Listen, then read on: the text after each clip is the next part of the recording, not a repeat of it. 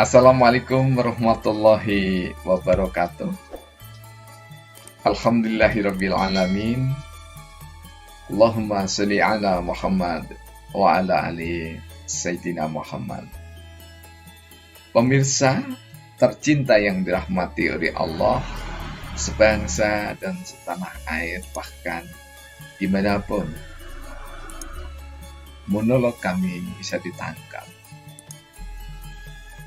Bertemu kembali dalam Indarwanto Hikmatologi, serial mengajak masing-masing diri kita berpikir dengan kecerdas lembutan hati nurani kita, sesuai dengan agama dan kepercayaan yang kita yakini masing-masing. Kali ini kita akan bermusafir di seputar Gua Hira. Lebih tepatnya, kita akan mencoba untuk menelusuri sirah nabawi terkait dengan wahyu pertama, yakni latar dari surah Al-Alaq ayat 1 sampai dengan ayat 5. Namun, kajian ini tentu sepi dari rangkaian ayat-ayat suci dan hadis Nabi. Mengapa? Tidak berarti tidak dibutuhkan, namun kami meyakini bahwa di antara pemirsa, bahkan nyaris seluruhnya yang melihat, menyaksikan tayangan ini, telah banyak memahami sisi dari risalah Rasulullah Muhammad Sallallahu Alaihi Wasallam tentang Iqra. Nah, kali ini studi biasa kami kemas dalam syair sabdanya yang ke 11.025 dengan tema besar mendengar pada bagian yang pertama. Saya tulis tanggal 3 bulan Juli 2020.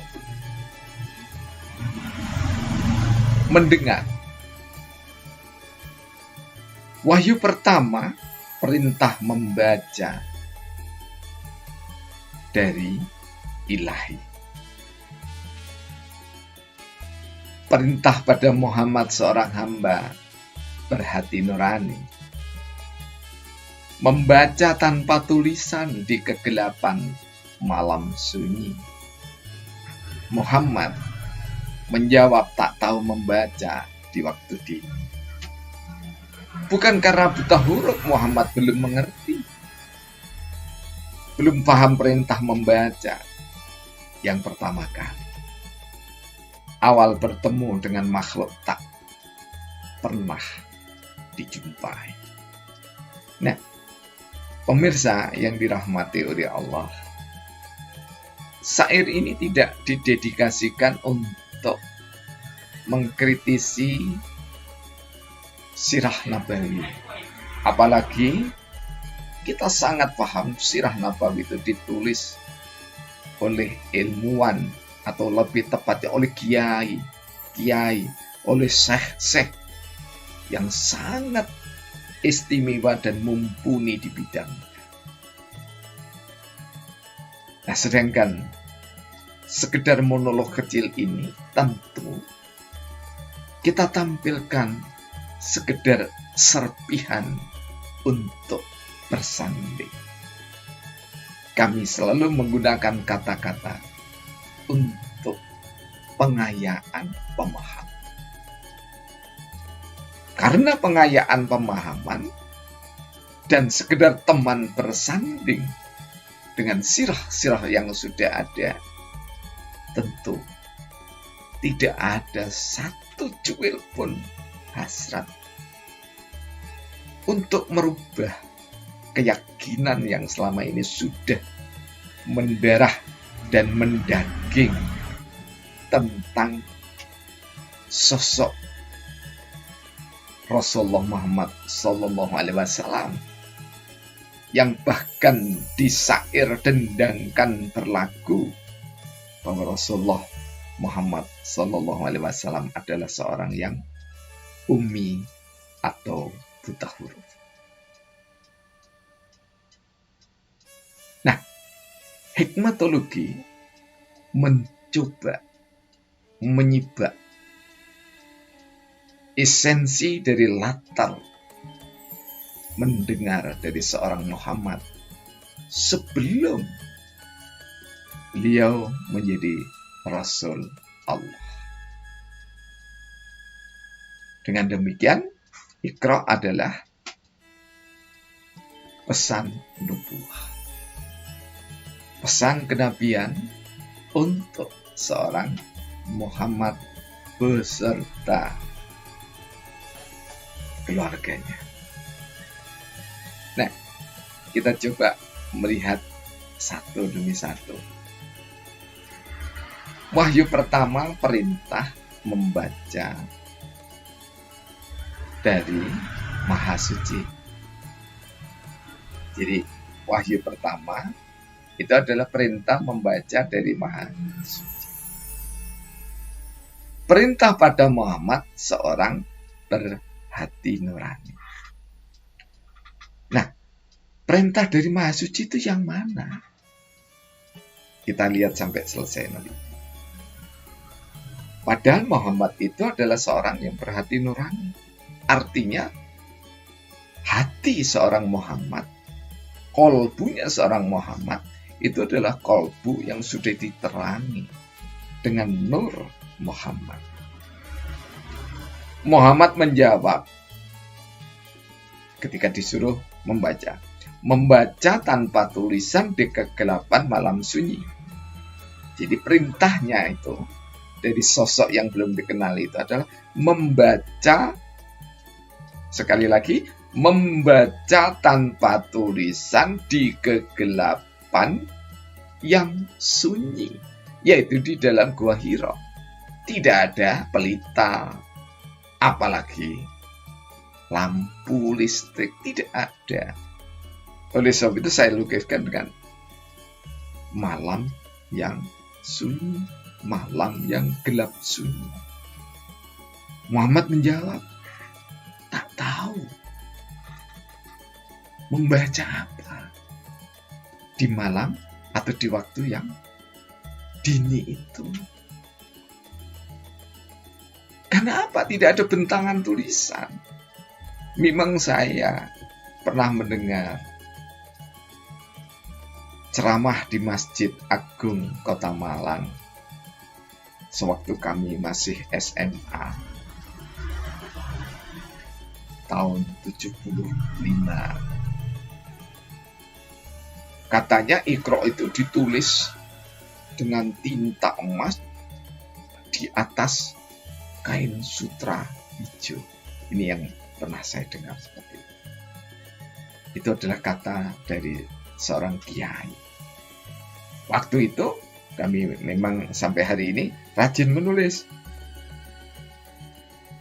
Tidak disebutkan tinta emas dan lembaran kain hijau itu dari riwayat Nabi atau bukan. Sehingga sampai hari ini pun kami mencari belum pernah dapat. Mungkin ada di antara pemirsa yang mendapatkan.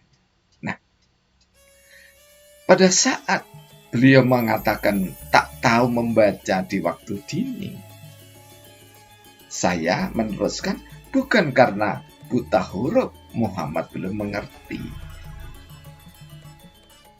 Jadi bukan karena Muhammad sang calon nabi dan rasul itu buta huruf sehingga dia tidak mengerti baca apa. Di malam hari disuruh membaca dengan sosok yang belum dikenali. Kita bisa praktek.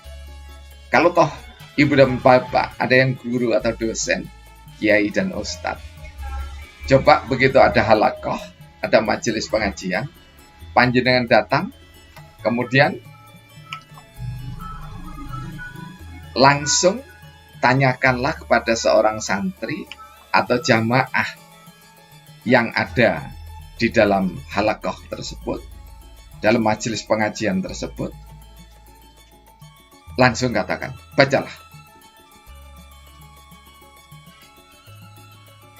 Saya bisa memastikan, insya Allah, perintah ustadz, perintah guru, perintah bapak, perintah ibu sebagai dosen, sebagai doktor, sebagai guru besar, tidak akan direspon dengan tepat oleh mahasiswa, oleh santri, oleh jamaah. Kenapa?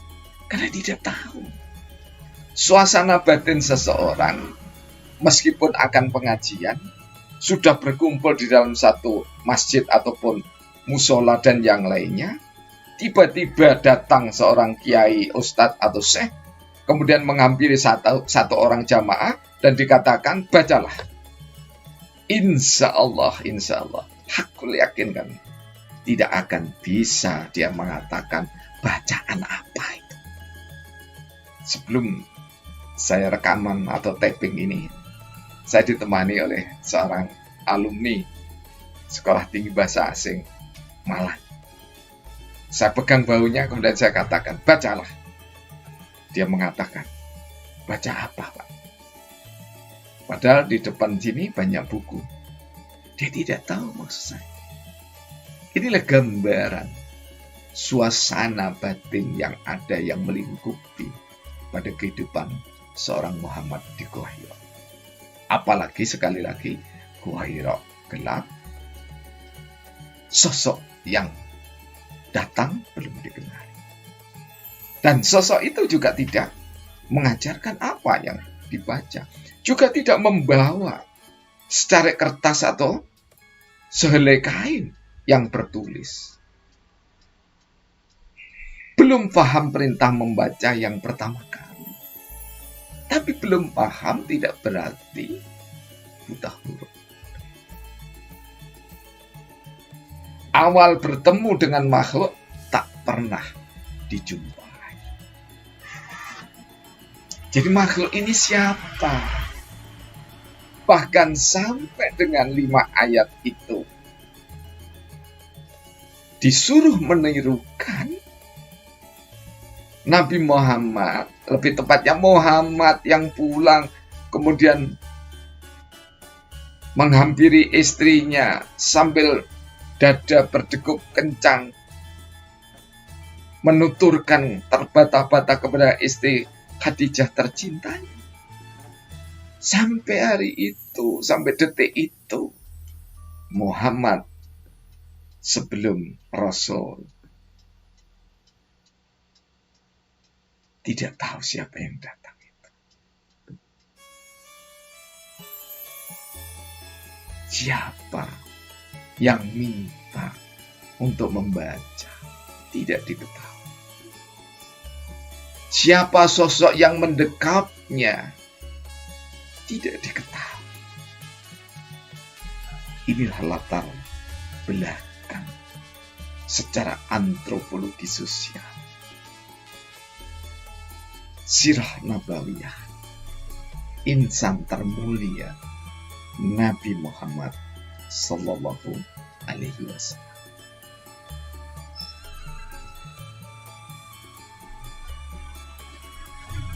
Kemuliaan, kebesaran nama beliau sebelum menjadi Nabi sudah dikenal di seluruh Jazirah Arabia. Muhammad Al-Amin, Muhammad yang terpercaya. Dan nama Muhammad itu sendiri terpuji. Sudah Muhammad terpuji, kemudian gelar yang disematkan oleh tokoh-tokoh, oleh seluruh masyarakat Jazirah Arab, Al-Amin, yang terpercaya. Sungguh, di dalam diri yang terpuji, di dalam diri yang terpercaya, Kul yakin, saya meyakini hingga ainul yakin, bersahadat bahwasanya Nabi Muhammad Sallallahu Alaihi Wasallam tidak ummi. Billahi taufiq wal hidayah. Wassalamualaikum warahmatullahi wabarakatuh.